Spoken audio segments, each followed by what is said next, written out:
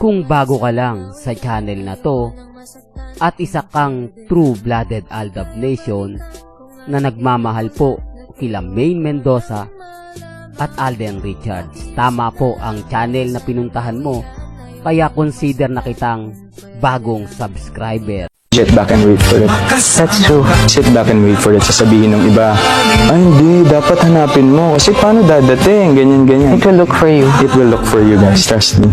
One thing I've learned from experiences on and off cam with love is just sit back and wait for it. That's true. Sit back and wait for it. Sasabihin ng iba, ay hindi, dapat hanapin mo. Kasi paano dadating? Ganyan, ganyan. It will look for Welcome back mga kaaldab. Ito na naman po ang inyong lingkod, si Mr. Destiny. At siyempre panibagong post, panibagong video at panibagong update na naman po tayo. Hindi po ba napakasarap pakinggan yung mga sinabi ni Alden Richards na hindi po nila naiintindihan, pero kung iintindihin po nila, napakasimple lang naman po yun eh.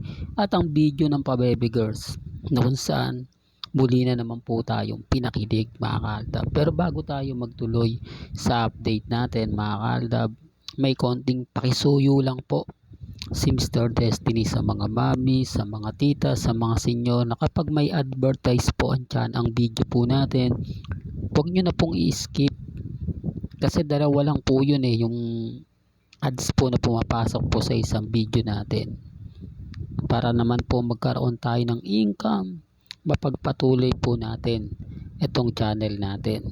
Nahihirapan din naman po tayo mga kalab, syempre dyan na rin tayo kukuha ng pambayad ng pang-load sa internet. Wala naman po tayong internet at syempre makakuha rin tayo, malay nyo makabili tayo ng bagong cellphone, hindi po ba? Kaya nakikisuyo po ako sa mga mami, sa mga tita, sa mga senyor na nagmamahal po sa channel ni Mr. Destiny. Mabuhay po kayo hanggang gusto po ninyo. Well, pag-usapan natin ang video muna. Unang video na inilabas ko, nakita nyo naman po, siguro narinig nyo, galing po mismo kay Alden na hindi siya nagmamadali. Ito malaking insulto at malaking sampal to sa mga armin. Kapag ako binabanatan, yan po yung pinopost ko. Marami nagre-react ano yan, para yan kay Catherine, etc etc. Dumating na po kasi yung taong magmamahal kay Alden, kaya niya mga nasabi yan kasi nakakuha na siya at meron na po siyang main person. Hindi lang po tanggap ng iba, hindi po ba sinasabi kasi baklara o kaya ganyan. Wala naman pong problema eh. Hindi po ba ngayon bakla, kahapon nung isang araw babaero, kasi nawala na po eh, biglang nag crack yung issue kay Barbie at kay Alden. Hindi mo ba nawala sa focus yung iba? Hindi pong nakakagulat na hindi mo ine-expect na akala po kasi ng iba magtutuloy-tuloy, ang dami ng naggumawa ng mga video pero wala eh. Hindi po ba eto na naman, balik sa bakla na naman si Alden. Yun sa Star of the Floor, napaka-sexy, napakaganda at napakabata. Lahat kasi inililink kay Alden. Di po ba napakalinaw naman po ng sinasabi ni Alden Richards na galing naman po sa kanya na yung tadhana o yung babae darating at darating sa kanya. Sino nga po ba yung dumating since 2010, 2015? Hindi po ba si Mrs. Polkerson lang? Hindi, real talk to, kaya nga po maraming naiinis sa mga sinasabi ko.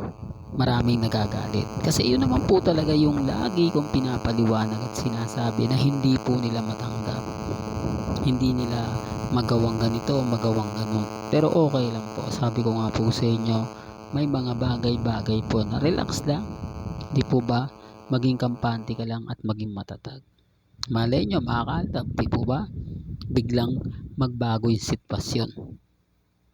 Ibig kong sabihin ay gulati na lang tayo bigla ng TV5. Ito mga kaaldab, gugulati na lang po, ginulat na naman po tayo. Muli na naman pong nagbabalik after 8 years. Hindi po ba? Bata ka pa noon, kita nyo naman po rito. Ito yung sinasabi ko mga kaaldab na masaya, o 10 years na hindi natin ine-expect kusang dumarating. Marami na namang kwento ang lumabas dito po sa pa-baby girl ni Mengay. Sino nga po ba yung unang nakaka-relate dito? Sino nga po ba yung unang kumbaga natutuwa? Siyempre ang Aldab, kasi sa atin na po ito eh. Di po ba? Kahit sabihin nila na hindi yan sa Aldab, tayo pa rin yung unang pumuputok eh. O anong komento po ng mga taga Itbulaga, Legit Dabbercats sa page ng Itbulaga? Ay sana bumalik na sina Alden at si Maine. Sana muli nating makita sila Mengay at si Alden na magkasama. Doon pa lang affected na po sila eh. Doon pa lang mararamdaman mo na tayo yung hinahanap. Tayo yung hinahantay. Tayo yung bida na naman. Na naiinis sila. Di po ba? Kasi hindi nila magawang i-bash yung Legit Dabbercats. Di naman pwede sabihin nila, naku, Aldab Nation lang. Eh, legit na talaga nagko-komento po yun. Yung mga Dabbercats na yun. Di po ba? At totoo naman ang sinasabi nilang malaking ginhawa para sa Itbulaga kung sakasakaling dumating yung mga sinasabi nila. O galing na po sa kanila yon. Hindi po ba? Kaya nga pag nag-react po talaga, tayo yung nangunguna. Kaya nga po affected sila kapag ang pinag-uusapan na ang Aldab. Kung ano-ano na po yung kwento na sinasabi nila. Yung ano-ano na po yung mga pahayag para lang po tayo matinag. Para lang po masabi na sila po yung bida at tayo po yung naiinis. Di po ba? O ngayon si Alden Richards nasa Davao. Nakita nyo naman po siguro yung post ko doon, mga kaaldab, na kung saan talagang makikita nyo yung salubong at init na pagmamahal ng mga Dabawenyo kay Alden Richards. Normal lang po yan kasi sa Davao po, mga kaaldab, sa mga hindi po nakakaalam. Yan yung pinaka-target place ni Alden Richards, na kapag may mga promotion, na kapag may mga teleserye po siyang ginaganap, yung Star Up PH, dyan din po siya nag-perform. O ba kaya talagang ganyang kainit yung pagsalubong po sa kanya. Pansin nyo, nandiyan si Mama Ten. Dati-rate hindi natin yan nakikita agad-agad. Pero siya yung pinaka-front. Ang pinupunto ko yung pagpunta sa Pampanga ng pamilya ni Alden. Pero naandun nga po yung pamilya ni Mengay. O hindi nga po nakita si Mama Ten. O real talk. Pero sa bandang huli, naandun si Mama Ten. Hindi siya yung tipo na talagang may kita mo agad-agad una sa video. Halatang may sinusundo. Halatang may ibang kasama. Oops, issue na naman yan. Mr. Destiny. Alam mo kaya ka nababash eh. Kaya ka lagi na pag-iinitan. Kaya ka lagi binabanatan dahil puro ka fake news. Puro ka Alden at Mengay. Wala namang relasyon yung dalawa. Wala namang kumbaga ganito ganyan. Pansin nyo, mga kaaldab, hindi na nagpo-post ang mga admin.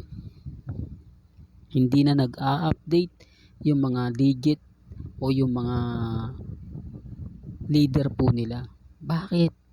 Kasi sandamakmak ang post ni Congressman sa kanyang social media account sa District 1 Ni isa wala po dun si Maine. Kung magpo-post sila, hindi katulad po ng dati na bawat gabi-gabi pinapakita nila nagdi-dinner si Maine, kumakain sa labas, yung tipong punong-puno ng sigla, yung tipong lahat ginagawa po nila. Pero sa bandang huli, mga kaaldab, wala rin. Bubabasag lang sila. Yan ang ebidensya ko at resibo, mga kaaldab, na kumbaga tayo yung pinakapanalo rito. Tayo yung talagang masaya rito. Di po ba? Kaya for the record lang po sa mga bulag at bingi, sa mga naiinis lagi sa akin, wag po kayong magtaka kung bakit ako matatag, dahil din po sa inyo, dahil sa mga pangkukutya, pang-iinsulto at pang-aasar naging immune na po ako. Kaya siguro kahit araw-arawin nyo pang-insulto at pangbabasag sa akin, hindi na po ako affected. Di po ba? Real talk yan, mga kaaldab. Well, hanggang dito na lang po ang ating latest updates. Ulitin ko, mga kaaldab, Nirerespeto ko po at ginagalang kung ano po yung opinion po ninyo. Hanggang dito na lang po ang ating latest updates. Hanggang sa muli, salamat po sa panonood at pakikinig.